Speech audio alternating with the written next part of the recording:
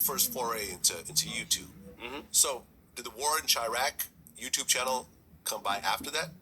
So this was 2014, maybe. Yeah. So this is like 2011, 2012, right? I'm building up.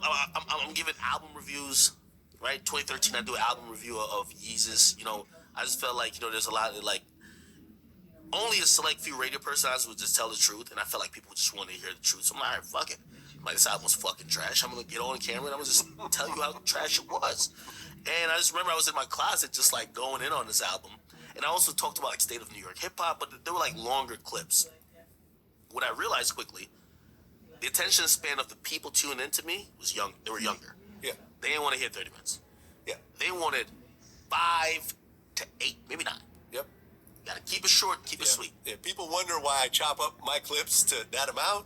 It's exactly what you just said. Yeah, they were not like, you gotta realize, I became, and remember, now I'm armed with the tools of me being a math major. I'm studying it.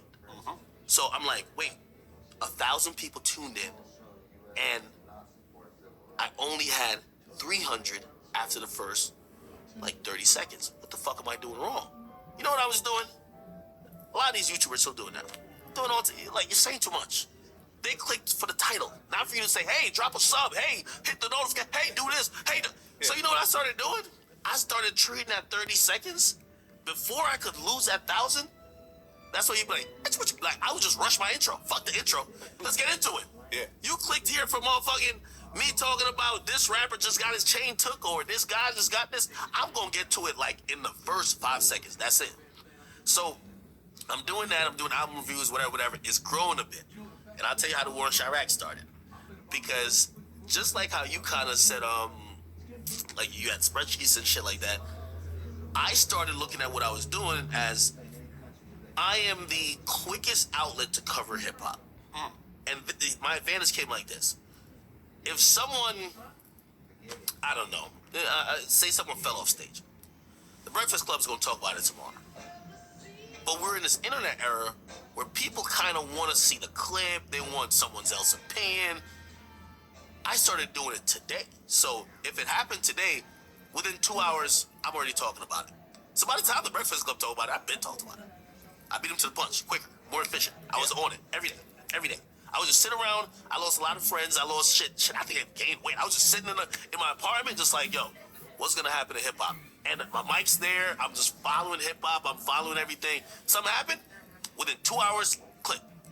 Fastest thing possible, right?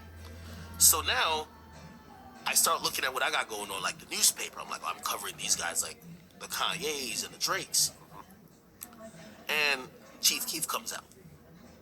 So Chief Keef made some song and I covered it. I'm like, yo, this shit's fire. I love Keef. This is great.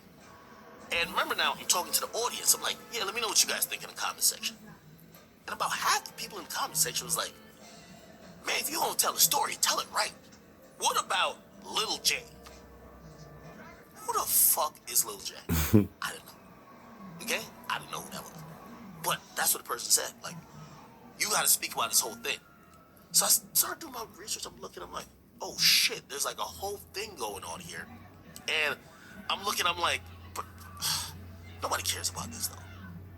And every time I would do a video on Lil Durk, Lil Reese, or Chief Keef, and also Fredo Santana, they'd be like, yo, you gotta cover the whole thing. So I said this, and again, now I'm